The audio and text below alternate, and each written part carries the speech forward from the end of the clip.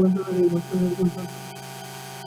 والانتفاع والإفادة والاستفادة والتمسك بكتاب الله وسنة رسوله صلى الله عليه وسلم ثم مرضات القرب وأصحابه لكن خاتم عند الموت وفي سنتنا سفينة رسول الله إن محمد بن عبد الله وسلم له يا أبيه وإخوانه الأنبياء المرسلين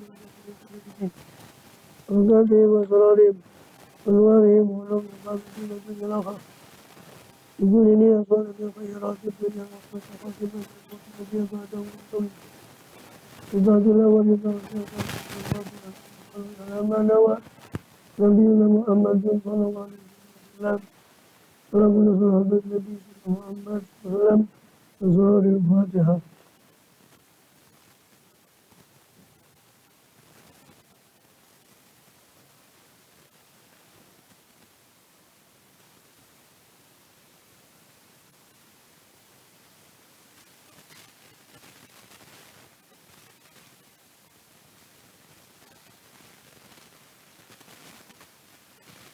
بسم الله الرحمن الرحيم. الحمد لله رب العالمين وبه نستعين على أمور الدنيا والدين والصلاة والسلام على أشرف الأنبياء والمرسلين سيدنا نبينا حبيبنا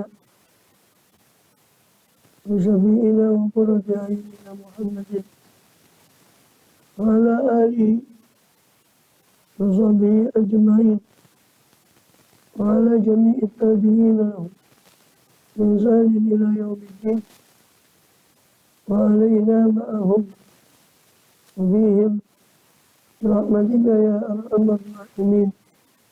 أما بعد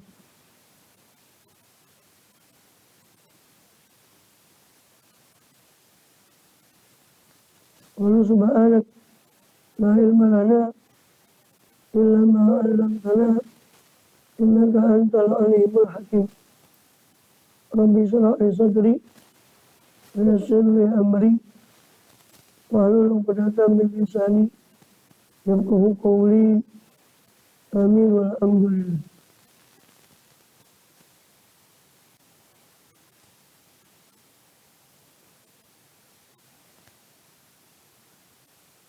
Alhamdulillah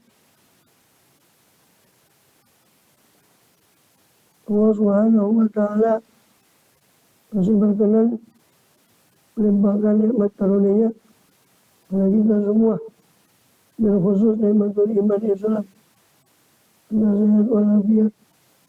Hingga dengan itu kita masih diizinkan oleh Allah SWT untuk melakukan segala aktivitas kegiatan kita, berkhusus dalam rangka menunaikan tugas utama kita di dalam kehidupan dunia ini, beribadah pada Allah.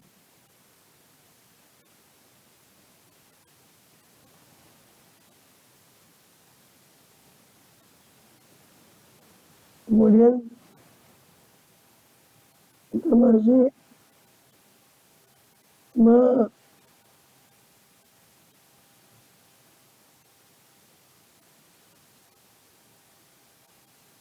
melanjutkan daripada pembahasan yang lalu, pada kitab Riyadul Badiah dan syarahnya Tatimul Yani'ah. Syekh Muhammad Tauhid Bantani atas Riyadul Badiahnya Syekh Muhammad Hasbullah Al-Makki.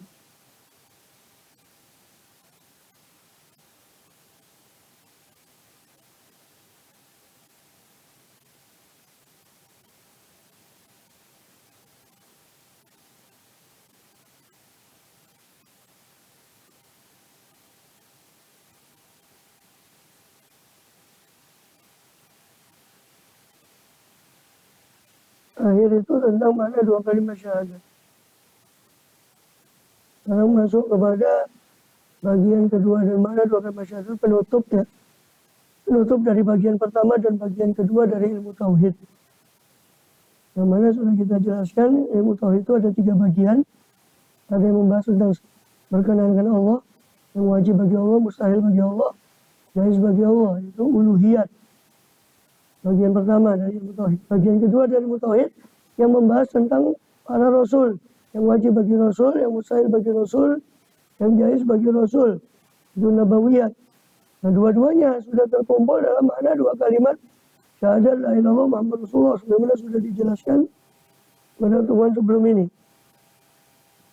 Nah, bagian ketiga dari ilmu tauhid adalah sam'iyat.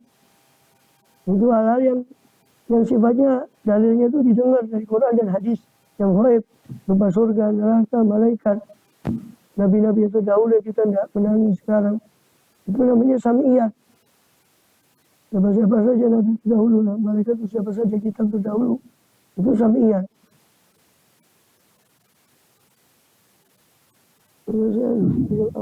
Wah, duduk.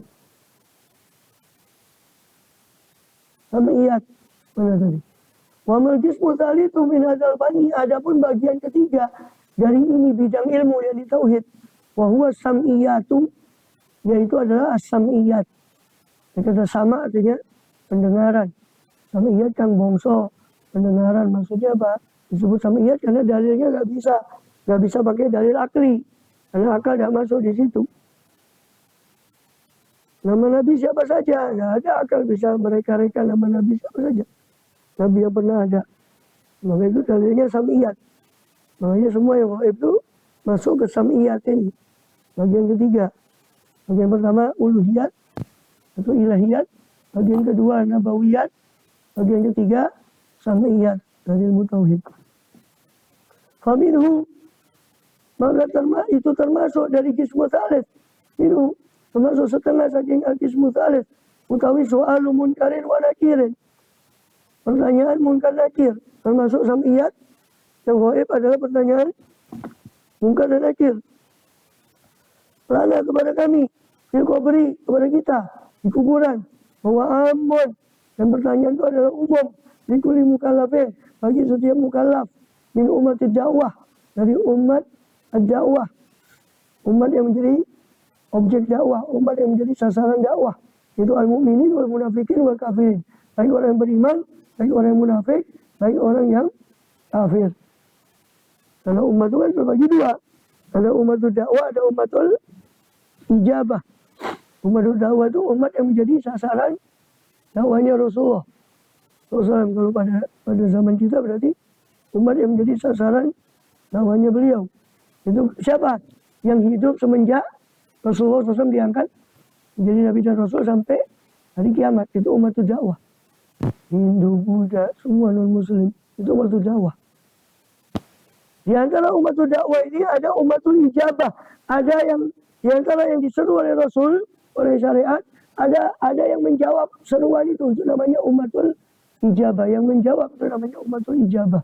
Umatul ijabah itu ya kita kaum muslimin. Alhamdulillah. Umatul dakwah itu semua umat yang menangi Rasulullah SAW dan sampai hari kiamat itu umatul dakwah. Umatul ijabah. Di antara umat dakwah tadi ada yang ijabah. Ada yang menjawab panggilan Islam, itu umatul ijabah.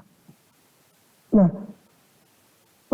pertanyaan munkar nakir ini umum bagi umatul dakwah. Berarti semua mukminin, munafikin, kafirin itu akan ditanya tentang siapa Tuhanmu, siapa nabimu, semua akan ditanya. Faidatun, utawi ikiku suatu faidah. Adapun ini suatu faidah. Liman hufidha min soal kubri, termasuk orang yang dijaga dari pertanyaan kubur, itu adalah Umar bin Khattab, utawi Sayyidina Umar bin Khattab. Di antara orang yang ditanya, sama yang dijaga dari pertanyaan kubur, yang tidak ditanya di kubur adalah Sayyidina Umar bin Khattab radhiyallahu anhu. Wa Imamul Haramain, dan Imamul Haramain, gurunya Imam Ghazali. Wa Harun ar-Rasyid, wa Syahidul Ma'rokah, dan Khalifah Harun ar-Rasyid, dan Syahidul Ma'rokah, orang yang syahid di pertempuran. Itu tidak ditanya, syahid bisa bilang. Wal Murabit, orang yang murabit, menjaga di perbatasan. Meninggal dalam keadaan menjaga di perbatasan kaum muslimin. itu nggak ditanya, lolos dari pertanyaan bukan nakir. Ya. Terus wal mayyitu bida'il batni, orang yang mati karena sakit perut itu nggak ditanya, sakit di perutnya. Wal mayyitu lailatul Jum'ah, orang yang meninggal malam Jumat, au yaumaha atau hari Jumat, itu tidak ditanya, tidak ditanya dikubur. Wal mat'un, orang yang terkena penyakit taun, penyakit yang mewabah. Orang mati karena penyakit, karena wabah penyakit. Yang merajalela wabah penyakit. Itu mati. Itu tidak ditanya. Wa may yaqra'u surat tabarak kula lailah fil ghalibi inda irajatin naum. Dan orang yang membaca surat tabarok, orang membaca surat tabarok al-mulk, surat al-mulk setiap malam fil ghalib secara umum bagian besar malamnya inda iradatin naum ketika hendak tidur atau belazalik atau sebelum itu. Wa minhu azabul qabri, dan ikut setengah saking kismu salis titik ya, sampai aku belazalik itu titik, itu faedahnya selesai sampai di situ. Terus nyambung lagi, minhu ikut setengah saking kismu salis, setengah saking bagian ketiga dari samiyat, utawi azabul qabri, azab kubur.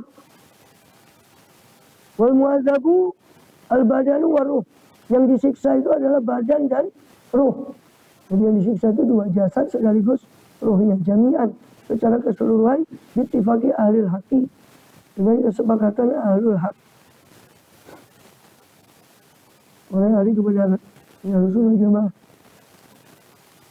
Wa yakhluqu Allahu bihi idrakan, dan mencipta siapa Allah Ta'ala bihi pada badan tadi itu idrak, penjangkauan,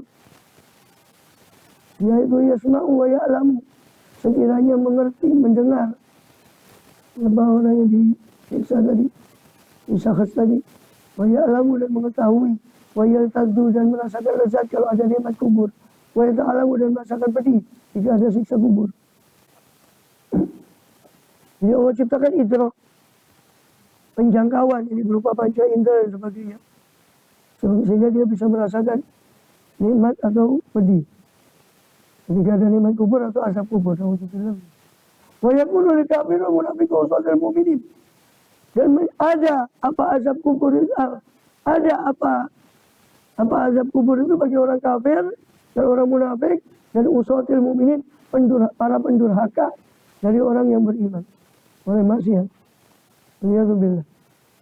Wa minhu naimul qabri, dan itu setengah dari jismu salis, dari bagian ketiga yaitu samiyat, adalah naimul qabri, utawi nikmat kubur.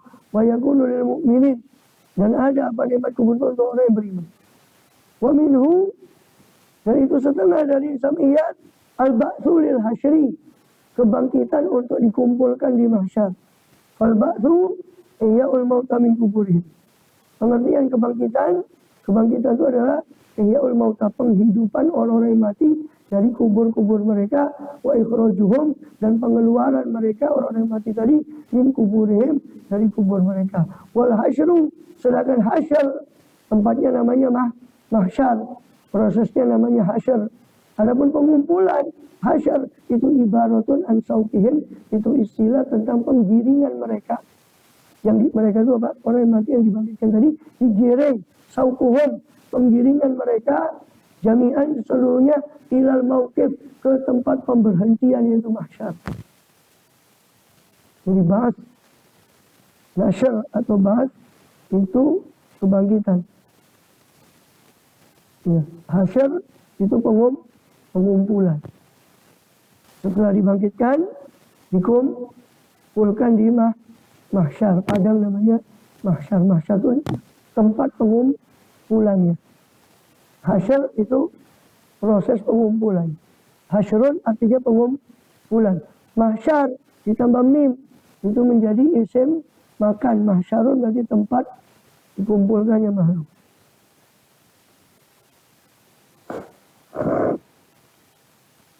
Wala farqa baina man yujaza, dan tidak ada beda antara siapa-siapa yang dibalas. Siapa yang dibalas? Wahumul insu wal jinnu wal malaku. Yaitu manusia, jin, malaikat. Malaikat ini dikatakan dibalas, mereka tidak diadili. Cuma malaikat itu masuk surga juga. Malaikat sehingga dikatakan dibalas. Tapi mereka tidak ikut dihisap. Apa yang mau dihisap? Malaikat itu memang dicipta, tidak ada kemungkinan untuk berbuat maksiat, maksum. Tapi mereka termasuk mujaza, termasuk yang dibalas. Yang dibalas siapa? Manusia, jin, malaikat. Ya. Adapun jin itu disiksa karena ada nasnya di Quran. Amal qasiduna fakanu li jahannam hatobah. Di surah jin, adapun yang qasidun yang menyimpang dari kami para jin, maka mereka kanu li jahannam hatobah, mereka menjadi bahan kayu bakar api neraka. Tapi apakah jin masuk surga? Kalau jelek dibalas neraka, dibalas siksa jin. Tapi kalau baik, apakah dia ikut dibalas masuk surga juga? Ini khilaf antara ulama, karena tidak ada nas yang jelas tentang jin itu masuk surga. Yang ada di Quran itu, mereka kalau bangkang, balelo, disiksa. Tapi tentang yang iman, itu nggak ada nas yang jelas.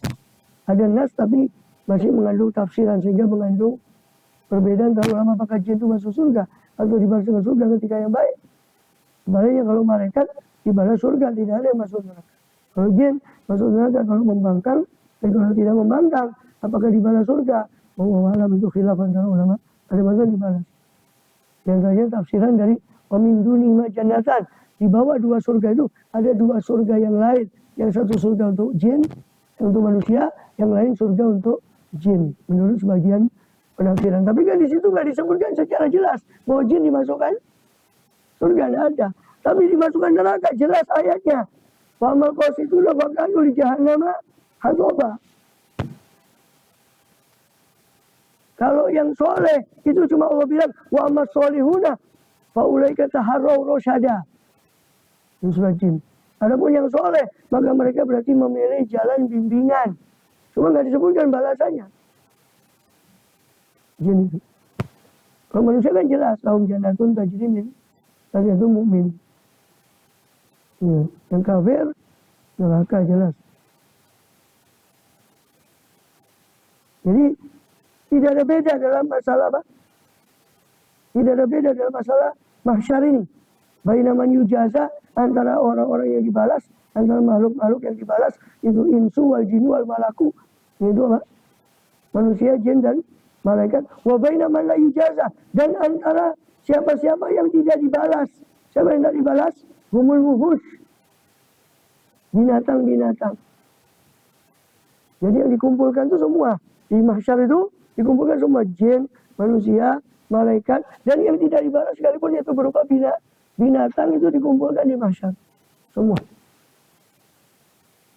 Wa masiktun nazilu, adapun siktu bayi keguguran, an-nazilu yang turun dari rahim ibunya, qabla tamamil ashuri, sebelum sempurnanya bulan-bulan kandungan.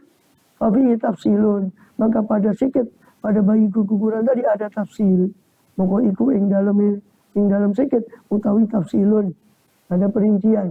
Fa in ulqiya pada nafsi ruh, kalau dia dilemparkan yang jatuh si bayi itu setelah peniupan ruh, fihi padanya pada sikit tadi, uida biruhih, maka dikembalikan si sikit si bayi keguguran tadi dengan rohnya, wa yasiru inda dukhul jannah ka ahliha, maka menjadilah si sikit tadi ketika masuk surga ke ahliha seperti penghuni surga fil jamali watul, dalam kebagusan dan tingginya. Wa in ulqiya qabla nafsi ruh, kalau jatuh gugur bayi itu qabla nafsi ruh, sebelum ditiupkannya ruh, fi pada sikit, karena kasair lagi laru habis, maka dia seperti siapa-siapa yang tidak ada roh padanya, kal hajari, seperti bebatuan. Fayusharu, maka dibangkitkan, dikumpulkan di mahsyar, tsumma yasiru turaban, kemudian menjadi opo sikit tadi yang sebelum ditiupkan roh tadi menjadi turab, menjadi debu lagi. Titik. Di situ selesai penjelasan al-ba'tsu lil hasyri. Wa minhu, dan ikut setengah saking kismu salis, Setengah saking bagian ketiga yaitu samiyat, utawi asy-syafa'atu wal hisabu wal mizanu wasiratu wal haud. Di antara samiyat yang wajib kita imani karena dalilnya cuma berupa pendengaran Quran dan hadis, itu ada syafaat, hisab, mizan, timbangan amal, hisab perhitungan amal, mizan timbangan amal, sirat, jembatan sirat, haud, telaganya Rasulullah SAW. Itu termasuk samiyat juga. Wa minhu, dan ikut setengah saking samiyat, setengah saking kismu tsalis, bagian ketiga berupa samiyat adalah al-arsyu wal kursiyu wal lauhu wal qalamu wal malaikatul kiramul katibun. Arsy, kursi, lauhul mahfuz, kolam, pena yang menulis di lauhul mahfuz, yang ditugaskan oleh Allah menulis di lauhul mahfuz, malaikatul kiramul katibun, malaikat yang disebut sebagai kiramul katibun. Kiramul katibun itu apa? Malaikat yang mencatat. Disebut kiramul katibun, kiram itu artinya yang mulia-mulia, katibun itu yang mencatat, menulis. Disebut mereka itu kiram, malaikat yang mulia atau dermawan, karena mereka menggandakan kebaikan. Kebaikan digandakan minimal 10. Kejelekan tidak ditulis sampai dikerjakan, itu pun ditulis cuma satu, maka disebut mereka kiram. Malaikat-malaikat yang dermawan. Disebut katibun karena mereka juru tulis. Maka disebut mereka kiraman katibin. Mereka disebut sebagai kiraman katibin. Al-kiramul katibun. Wahum salah satu aksam. Jadi, kiramul katibun itu ada 3 bagian. Al-katibun alal ibad, para juru tulis, para malaikat-malaikat yang menulis alal ibad atas hamba, amalahum, amalnya mereka para hamba di dunia, wal katibun min lauhil mahfuz, ya, dan juru tulis dari lauhul mahfuz, ma fi suhufil malaikatul muwakkalin, menulis apa? Menulis akan apa-apa yang ada di suhuf malaikat yang muwakkalin yang dipasrahi oleh Allah Ta'ala ditasarufi untuk mengatur fil alami, di alam ini, kula amin, setiap tahunnya. Setiap tahun itu Allah suruh menulis. Tulisan itu serahkan pada malaikat yang mengatur semua, mengatur di alam. Itu tahunan, setiap tahun. Ada yang bilang nisfu Sya'ban, ada yang bilang Lailatul Qadar. Makanya Lailatul Qadar itu sebut Lailatul Qadar karena dia artinya Qadar itu ketentuan, malam penentuan. Karena ketentuan setahun ke depan itu ditampakkan oleh Allah pada malam Qadar itu, maka disebut Lailatul Qadar. Selain Lailatul Qadar itu sebut juga Qadar itu artinya kemuliaan, malam yang mulia karena lebih baik dari 1000 bulan. Riwayat lain, penentuan itu diserahkan Allah tentukan pada malam nisfu Sya'ban. Itu juga namanya kiramun katibun juga sama namanya. Ya. Jadi kiramul katibun itu ada 3 macam. Ada yang menulis amal hamba, ada yang mencatat, bagian mencatat menyalin dari lauhul mahfuz ke lembarannya para malaikat yang bertugas. Dari lauhul mahfuz disalin ke lembarannya para malaikat yang bertugas.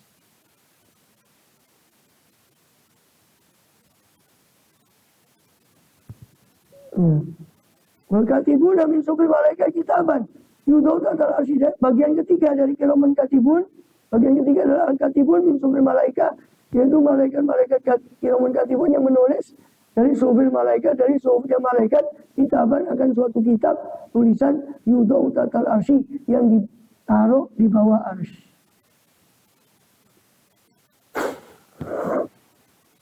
Titik sampai di situ keterangan tentang kiraman katibun. Wa minhu, dan ikut setengah saking kismu tsalis, setengah saking bagian yang ketiga samiyat, utawi al-qadha wal qadar, yaitu qadha dan qadar.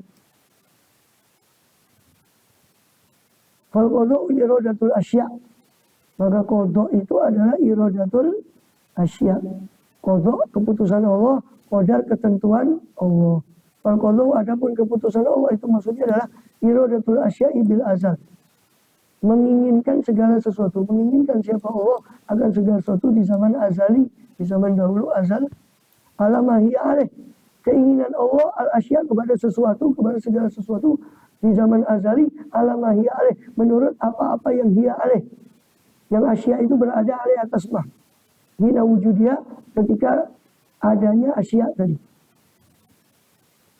Qada itu ketentuan kehendak Allah di zaman azali untuk segala asya tadi menurut apa yang nanti bakal kejadian seperti itu. Itu kehendak Allah di zaman azali namanya qada.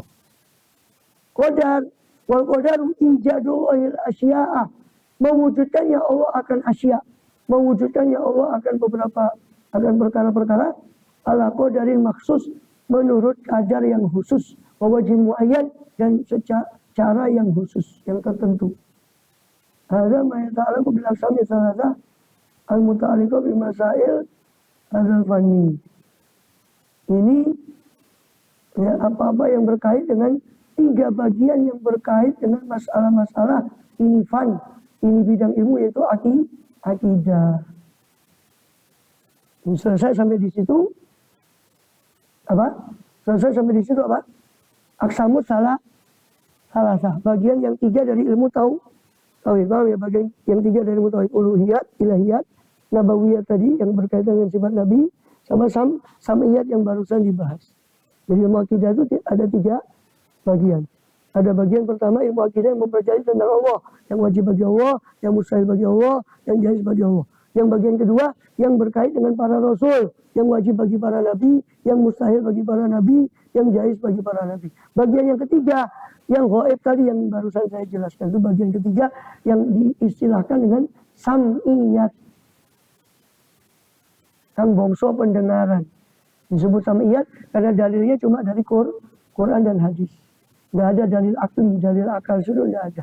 Kalau sifat wajib bagi Allah, sifat wajib bagi para rasul masih bisa dalil akli, masih bisa masuk di situ akal. Tapi yang gaib tadi akal kan nggak bisa masuk di situ. Azab kubur nggak bisa, akal masuk di situ.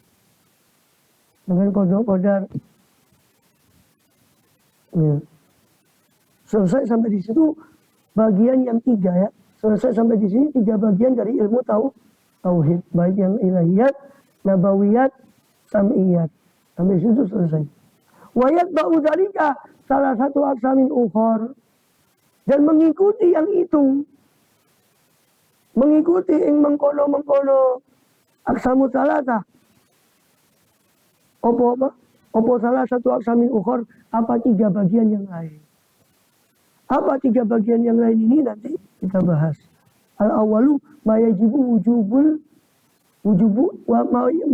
wujuba tiqadin.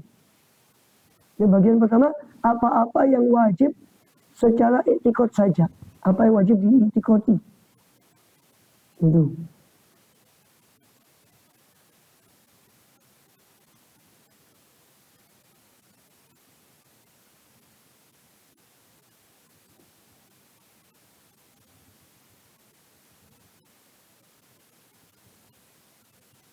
Ya. Itu ada 3 bagian ya. Yang pertama apa?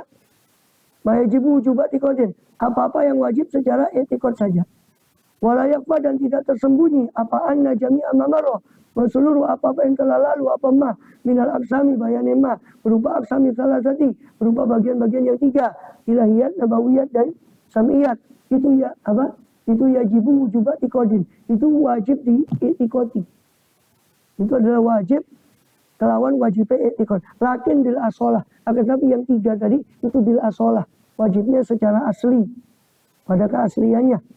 Wahada bitaba. Sedangkan ini yang nanti akan dibahas. Yang nanti akan dibahas itu bitaba. Wajib diikoti tapi ngikut yang 3 tadi. Ngikut yang 3 bagian tadi. Nanti apa saja rincian ini saya global dulu. Yang ini global dulu. Gemblengan dulu.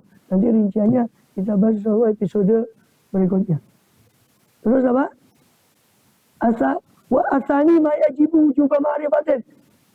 Yang kedua, yang wajib opo-opo kang wajib opo ma kelawan wujuba ma'rifatin, kelawan wajibnya ma'rifah. Wajib diketahui saja. Yang tadi wajib diikoti yang pertama, yang kedua wajib diketahui ma'rifah. Yang ketiga, ma yajibu wujuba amalin, apa yang wajib diamalkan, sholat, puasa dan sebagainya. Apa yang wajib diketahui itu apa? Yang nama nabi, nama malaikat itu wajib. Ya, ada yang wajib diikoti, ada yang wajib diketahui, ada yang wajib diamalkan. Itu nanti perinciannya. Apa yang wajib diikoti, apa yang wajib diketahui, apa yang wajib diamalkan. Wallahu a'lam bishawab sampai situ. Ya. Nanda ke ini. Kemana? Jalur 8.